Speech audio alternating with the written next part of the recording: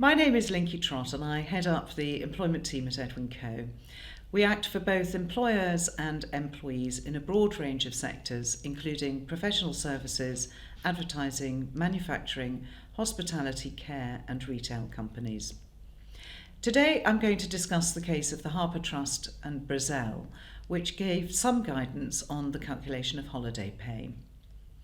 Before moving on to the details of that case, I wanted to give a bit of background to the issues that arise in connection with holiday and holiday pay.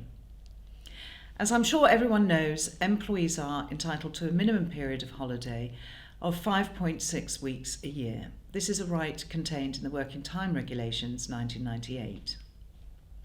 This is an enhancement to the minimum 4 weeks annual holiday that the European Working Time Directive said all employees should get, and that is known as Euro leave.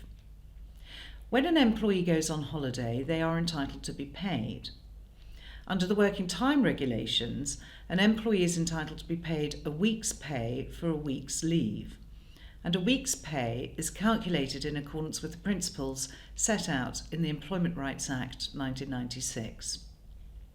So the question that tribunals have been grappling with is, if someone goes on holiday, how much should they be paid?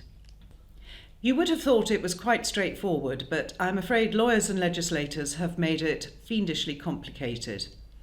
It is fairly straightforward for someone on an annual salary who has regular weekly working hours. Take, for example, someone who earns £52,000 a year and works Monday to Friday 9 to 5. 5.6 weeks holiday is 28 days of holiday, and if they take a week's holiday, 5 working days, they're entitled to £1,000 of pay for that week of holiday. 52,000 divided by 52 weeks. But what about the following types of workers? Those who work on a 24/7 production line where they work shifts which can vary from week to week, and therefore the hours and days of work and pay vary from week to week. Or ad hoc workers who work every now and then, say for a hospitality company, which means they can work an 11-hour shift but then not work for that business again for a number of days, weeks or months. How much holiday do they get for that 11-hour shift? When do they take that holiday and how much should they be paid for it? Or an individual who always volunteers for paid overtime, meaning that they do some overtime every week, but the amount can vary depending on the amount of time overtime available and the rate at which it is paid. That means their weekly salary is always higher than their basic monthly salary, but it is a different amount each week. And what about pilots and cabin crew who get an additional allowance when they fly, meaning that their weekly hours and pay varies depending on their flying schedule? A large body of case law has developed over the last 10 years or so, which tries to grapple with those issues. And what has emerged is a fairly complicated picture, particularly for those with variable working patterns and variable pay. Whilst a discussion about the overall picture is beyond the scope of what I was hoping would be a fairly short video, I wanted to talk about the case of the Harpur Trust and Brazel, which was dealt with by the Supreme Court in July of this year. Mrs. Brazel was a part-time worker and also a part-year worker. She was a music teacher, so she had non-working weeks during her school holidays. During school terms, Mrs. Brazel worked different hours each week, usually about 10 to 12 hours, but it varied from week to week. And she was paid for the hours that she actually worked, and she had no minimum guaranteed hours. The arrangement was that she would take her 5.6 weeks of annual leave during the 3 tranches of school holidays when she was not required to give music lessons or at such other times convenient to the school. She was therefore treated as having taken her entitlement to her 5.6 weeks in 3 equal tranches of 1.87 weeks during the 3 school holidays. Mrs. Brazel's employer, the Harpur Trust, originally calculated her holiday pay by working out how much she had been paid in the 12 term time weeks before the school holidays.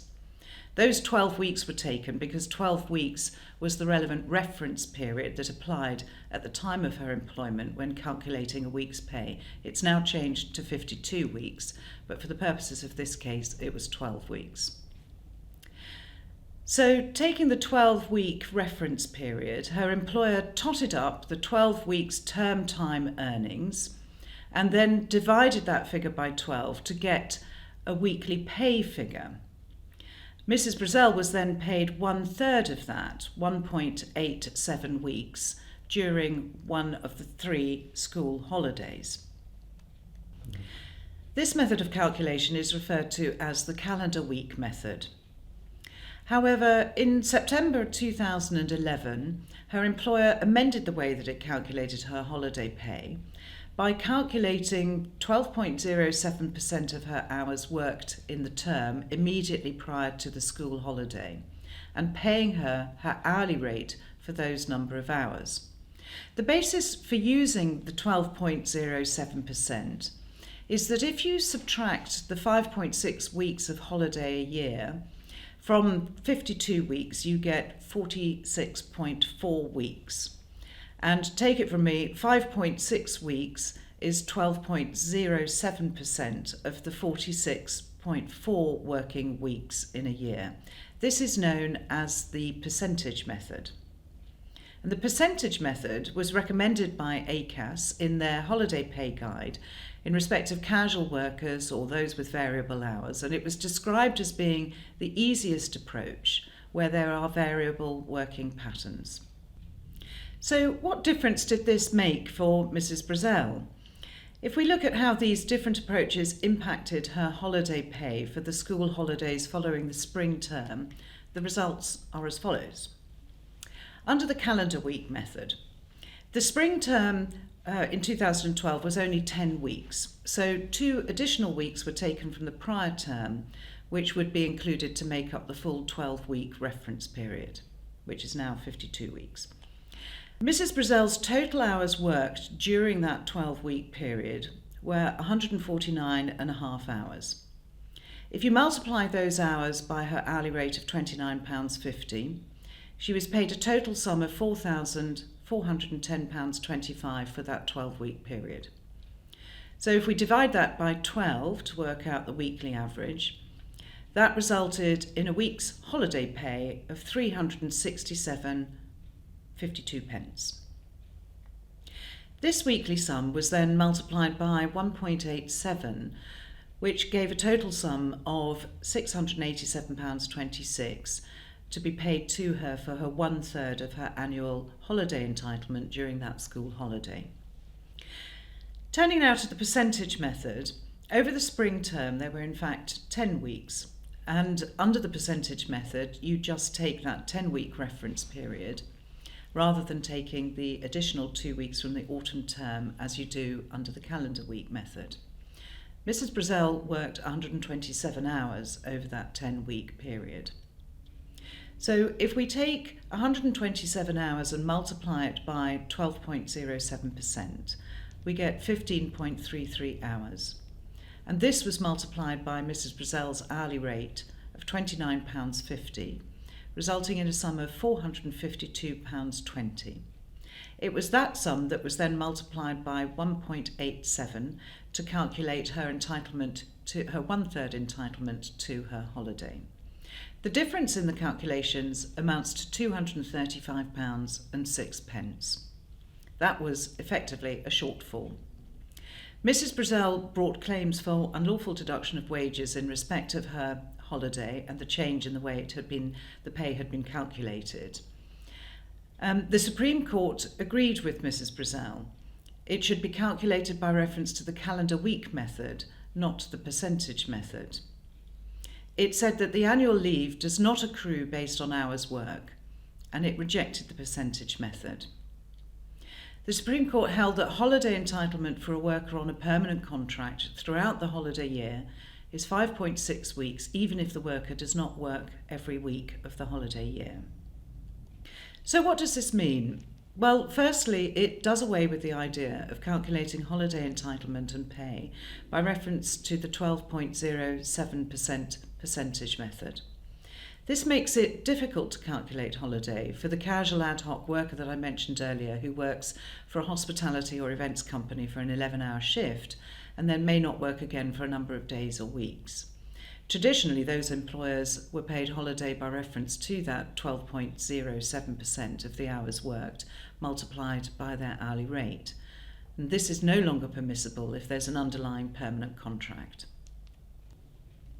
The case also clarified that for workers without normal weekly working hours, holiday is 5.6 weeks each holiday year, and the amount they should be paid should be based on an average weekly pay in the 52 weeks, which is now the reference period, not the 12 weeks it was for Ms. Brazel, prior to the first day of the holiday period in question.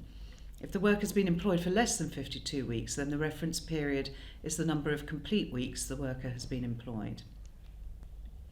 And note, the average weekly pay should include normal remuneration for Euro leave. In Mrs. Brazel's case, this was her hourly rate, but for some it could include regular overtime, commission, bonuses, travel allowances. But what is normal remuneration is a whole nother discussion.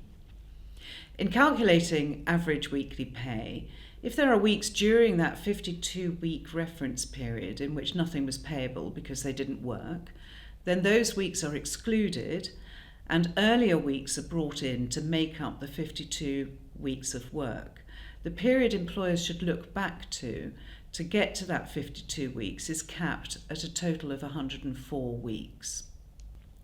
Whilst this decision gives some clarity, it doesn't answer some of the practical questions that arise.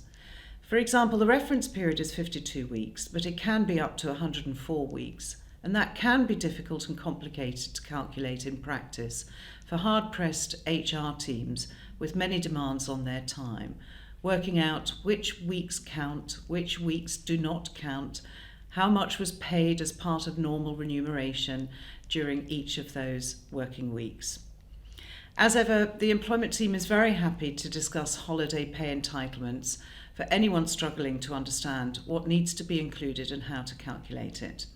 We will also keep an eye on future developments and publish any updates on our blogs, so please do sign up to receive them. Thank you.